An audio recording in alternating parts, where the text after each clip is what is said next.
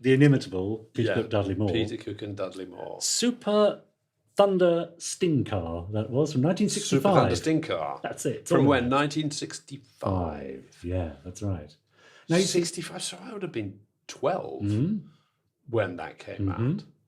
And I did remember when I knew I was coming on this, asked, what do you remember? Favourite characters, all of that. Yeah. The moment when Dudley Moore sits back down on the hammock and kicks the thing, that must have made me, as a 12-year-old, I would have sick through my nose. Because I'm guessing you would have been familiar with Thunderbirds at that point. Of course. Yeah, and watched it, so this would chime with you immediately. Absolutely brilliant. What's interesting watching that is that, I would see a show like The Young Ones in the same way that you're looking at that. Yes, yeah. How does that make you feel? That from my point of view, you're absolutely part of that comedy thread that runs through our culture. That's right. I think there's a comedy thread that goes back a long way, like a lot longer than people realise. Yeah. There's a scene in Aristophanes, so we're talking 2,000 years ago. Yeah. Two guys have decided to go down, a master and his servant, decided to go down to hell to sort out whether comedy is better than tragedy, and they're going to go and meet the writers.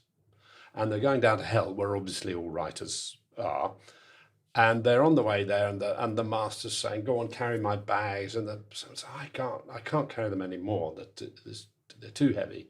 When a couple of pallbearers go past carrying a body on its way to hell. Yeah.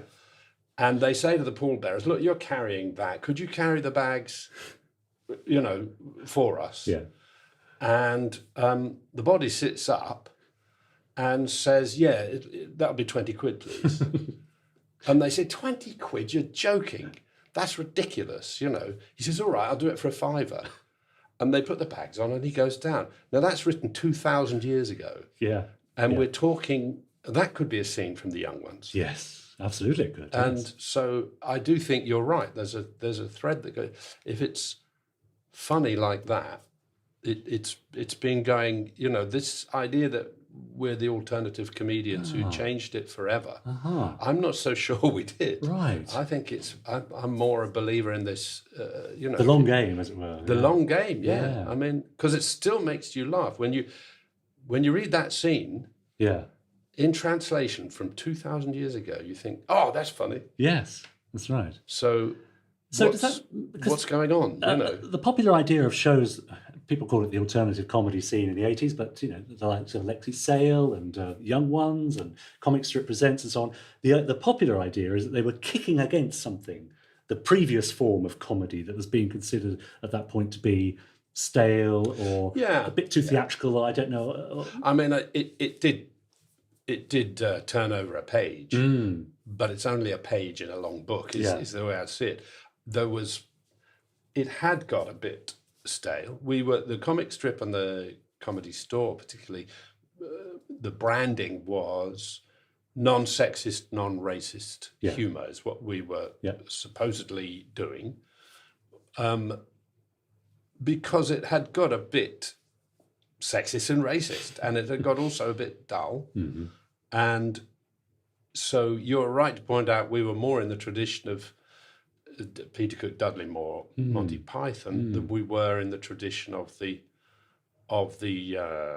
sitcom or the Northern comics who were doing the comedians was on telly.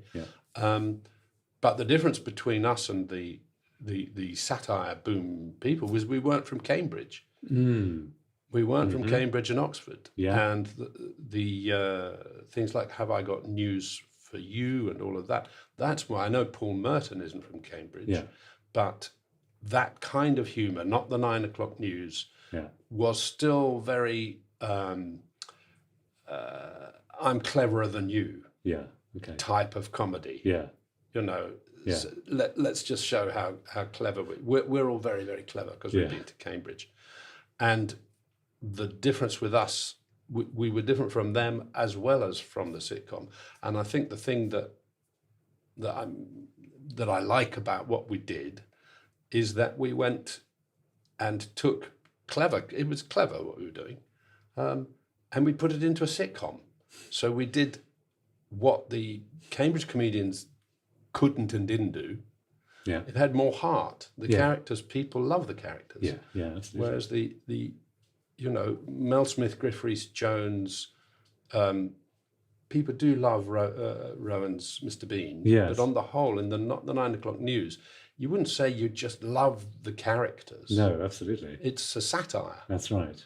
And people ended up loving Dudley more, didn't they? But Oh, yes. when it was a satire, Yeah. it's a slightly different thing. So we created a narrative using it. So it was. I mean, it was different in structure. It was different in form. Yeah.